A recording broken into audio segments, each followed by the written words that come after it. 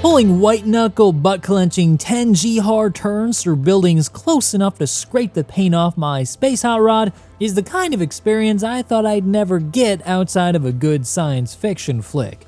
But it's something that happens every single day for members of Star Citizen's very own homegrown racing community, XGR. And it's they and those like them that we have to thank for inspiring 318's most criminally underrated new feature, racing.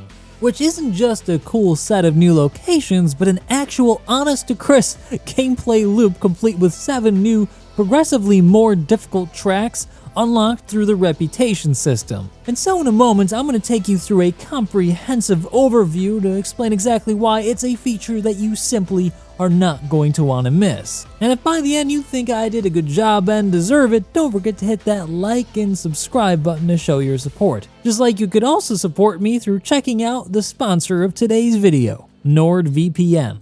They now not only help to hide your IP from prying eyes, but go a step further with their new threat protection service. It works against intrusive ads, malware, trackers, and malicious websites. I've already personally used them for years after getting fed up with dealing with free VPNs that just didn't work.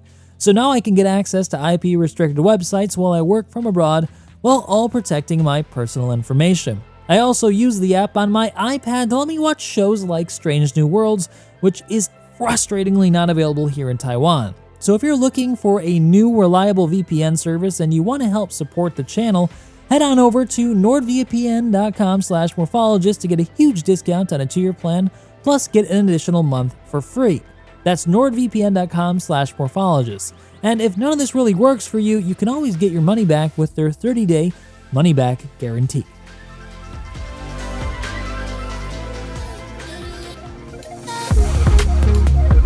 For all of Star Citizen's development woes and delays, the game has, from the nearly very start, aimed to deliver an exciting flight experience, and I would argue very well has. After all, CIG knows just as well as any other development company that spaceships are the cornerstone of any self-respecting space game.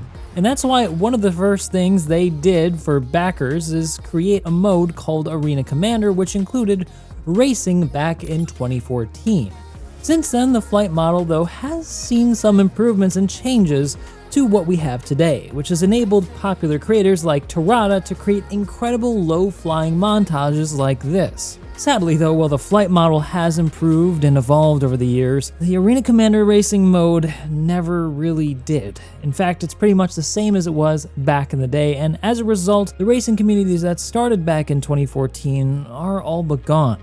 Thankfully though, in recent years, the racing community has seen a bit of a resurgence, and that's probably thanks in no small part to the founding of the Extreme G racing community by well-known Elite Dangerous refugees Osashus and Black Maze. Actually, I've known about Black Maze for as long as I've probably been on YouTube. He was a fellow Space Engineers content creator way back in the day when I was. But it might not actually be that fair to call the XGR community a community, as they've put forward a Herculean effort to create a cohesive, engaging community of racing enthusiasts that resemble more a real-world official league than anything else. They've created a website that keeps track of members and helps them keep up to date with the latest XPG League created tracks, complete with verified times from the game's best pilots. This is actually a recording of Shacknew's own race on the Snake Pit, which he currently holds the world record for. Seeing some of these top guys run these tracks is just insane. The community also hosts regular league events that they cover on Twitch and YouTube, where competitors race not just for bragging rights, but for rewards like ships and even a physical trophy for their yearly Stanton Cup. Naturally then, this eventually got the attention of the developers of Star Citizen over at Cloud Imperium Games, who have, in my opinion, rightly recognized the value in such well-organized community-run events and have made an effort to support it by working closely with XGR to make their tracks officially a part of the Star Citizen universe. It started back in 3.17, where it took the form of an experimental track called the Snake Pit, but now has expanded into a series of 7 progressively more difficult tracks crafted by CIG's EUPU, Sandbox 1, and MTL teams. Thanks guys, you're doing a really good job. Those tracks are the Lorville Outskirts, the Icebreaker, the Kaplan Circuit, the Skyscraper, aka the XGR Club track, the Snake Pit, Yadar Valley, and Miner's Lament. I'll take you guys through each of them in a little bit and let you know what they're like. As I also alluded to though at the beginning of this video, it's more than just locations in 3.18. The update also brings in the introduction of racing missions, each of which has a series of 4 times ranked from bronze to platinum in order of difficulty for racers to master. Each track is unlocked through setting better times and gaining reputation with a new in-game race organization. If you want to compete yourself in-game, all you need to do is check your mission manager for the racing tab and find the first mission that's available. Once you find it and accept the mission, it's going to take you to a starting location where you'll have to wait for a 10-second countdown, after which you're going to have to punch the accelerator to get through a series of timed waypoints that lead to a full lap where you'll be measured against 4 ranked times. Each placement yields greater UEC returns and reputation gain, which can be counted towards unlocking the next circuit. However, even if you don't place highly because you're just in a starter ship, don't sweat it. You can still head on over to the XGR community Discord and post your best times to compete against others flying the same ship class. And they even have some competitions where everybody needs to fly them in order to compete. So don't worry if that's what you're starting off with. I mean, I've even seen people run these tracks now with like a 600i. Here's Jim the Ninja from the Armco community doing just that. He didn't finish though. He hit the ground. It's also worth mentioning that the top ship for many of these tracks is the P-52 Merlin, which is available for 135,000 AUEC in-game. You can earn that in like a couple of hours, so if you really want to get a top-tier racing ship, it's pretty accessible. Only problem is you need something to transport it as it doesn't have a quantum drive. Other racing ships like the one featured in this video are unfortunately unavailable for purchase on the website outside of major sales. However, you can find them in-game for quite a bit more money if you save up. Now, if you want to learn how to get better, you should definitely head on over to XGR where you can learn from experts who just race all the time. But my novice opinion is that you should take it slow on your first pass. Set your speed limiter to below the red line so that you can make sure you can have full control on the turns. If you try going for it right away, you're very likely to hit a wall, and well, nobody wants to spend another 20 minutes just getting back to where they were before, so run it slow. That's really the best advice. But if you're ready to learn more, you can also sign up for some lessons over at XGR's community, so like I said, check the Discord down below. But what about the racetracks? Which one is the hardest, and where should you start if you're brand new to racing? Well, when 3.18 goes live, that choice will be made for you, as they're going to put the easiest track as the first one you unlock, with each progressive one being more difficult. But as that's not yet decided at the time of the making of this video, I decided to sit down with some racers from the XGR community, as they're more experienced than me, to discuss which ones they thought were the least and most challenging. Special thanks to Dirk and Scuttle from XGR for being willing to help me film and talk to me about this topic. So let's begin with number 7, the least challenging of the lot, the Lorville Outskirts. As the name suggests, it's located just next to the Lorville landing zone. It's a great location for new players who are likely to die multiple times learning the ropes of this winding track. Waypoints take you around a series of hairpin turns and meandering chicanes through cranes and rock formations that ends in a straightaway right before one last 90-degree turn to the finish. Overall, it's a solid and entertaining track, with just enough narrow hazards to give you a taste of what it's like at the higher skill levels. My current personal best, and I'm no expert here, is a 135 set in my MISC Razor.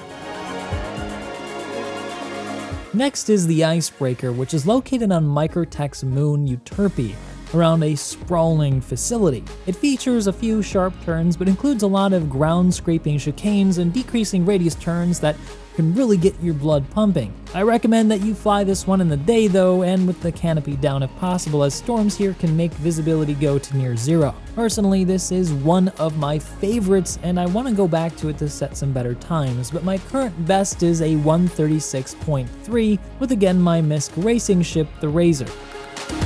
Next up, we've got the Kaplan Circuit, which is located just next to Orson's spaceport, which makes it a little bit more forgiving in terms of respawning than Icebreaker, but there are still a few points along this course that require a little bit more skill to navigate, like the tight slaloms below the main structure, sharp turns between narrow containers, and a series of tight chicanes and 90-degree turns near the end of the first straightaway that takes you along the top length of the construction facility. Novices will find themselves likely overshooting a lot of these checkpoints or even hitting buttresses if they're not careful to watch out for them, so my advice is to take this one slow as well. I was able to set a time of 2:25 here in my P52. The skyscraper or club track known over at XGR is a pretty cool looking track. It's set on the city planet of ArcCorp, and it's just a short flight from Area 18. It's also then a little forgiving for new racers, but don't let that fool you. This track features a couple of really tight to thread through turns, with one very lovingly named the Great Filter for its very sharp vertical chicane that requires you go inverted to hit it at top speed. In fact, all of the waypoints on this track are probably the game's most narrow, and so it still requires a very careful hand when navigating. I was able to set a 1:11.26 here in my Razor after a few unsuccessful tries. Next is the Snake Pit, located on the Microtech moon of Clio. The Snake Pit was the first track introduced physically into Star Citizen as of last year in 3.17. It stands as one of the most challenging tracks on this list due to it being relatively small next to other tracks. It's got a lot of sharp, hairpin turns that take you just meters from overhanging cranes and mining equipment. My advice is to run this one slow at first and build up your confidence.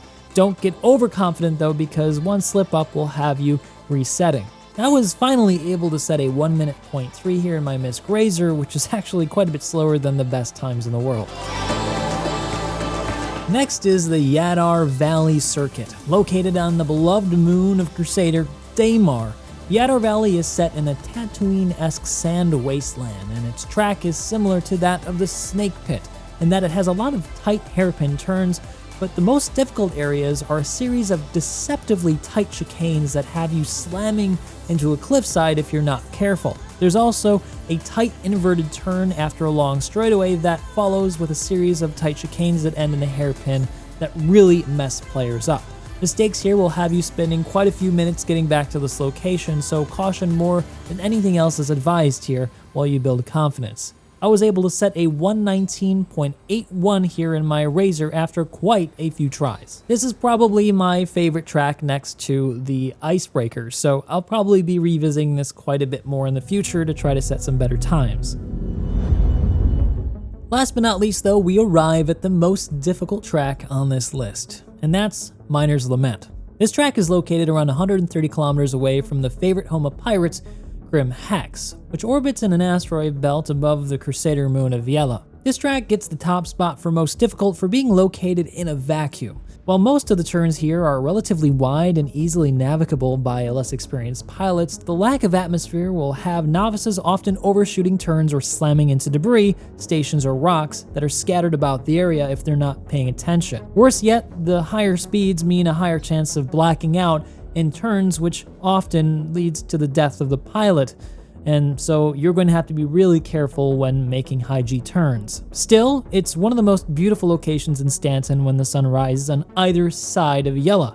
It's a breathtaking circuit that will challenge even the most experienced racers, not even to mention the likelihood of being attacked by nearby player pirates and NPCs. I was able to set a time of 2:53.16 in my Razor after quite a few tries and deaths. There's this big debris with this center opening that you can fly through, which proves pretty challenging at high speed, so watch out for that one. Overall then, this new racing gameplay loop has got me really excited for 3.18 Live. It's given me another solid reason to pop back into the universe so I can get better times than I had before. CIG really hit it home with this one, and I'm eager to see what they do to fill this feature out in the future. In my opinion, I'd like to see a few things come in the next iteration of this, like adding spawn points and ship terminals near the racetracks to make it a little easier for players to get back into the action, the addition of some clearer UI element gates so that you know where you need to go and the direction you need to fly, a ranking system that's recorded automatically in-game so you can see what your times are like next to your friends, and even some rep rewards like racing ships and paints at the higher levels to really get us motivated to rank up. Maybe some of those rewards could be extra special if you place platinum for all 7 of the tracks, like a skin that says Pro Stanton Racer or something. It also seems a prime location to introduce some actual flight suits that help players stop from blacking out. But there you have it, 7 tracks ranked in difficulty for you to master around the Stanton system, as well as how you can get started. I was able to eke out a full platinum tour myself, and I'm eager to get back in there to set some more times so that I can actually get onto some world rankings. But what are your best times? Let me know down below if you've set something better than me. I'm sure you have, because I'm not that great, but I still want to see what kind of times you guys are putting out. I also want to give a special thanks to Black Maze from the XGR community for helping me fill in some of the gaps here on learning about XGR, and Dirk and Scuttle from the XGR community, who were very generous in helping me film some of the sexy racing shots you saw in this video. And also, of course, my own Armco communities, Jim the Ninja, Ishtaunt, and Fordsworth, and everybody else from the community who's helped make this video possible. Be sure then to check out XGR's community down below in the description, as well as my own if you're interested in getting help for anything in Star Citizen, or just you want to find a cool group of friends who like playing the game. Anyway guys, that's it for now. Thanks for watching, and I hope to see you in the next one.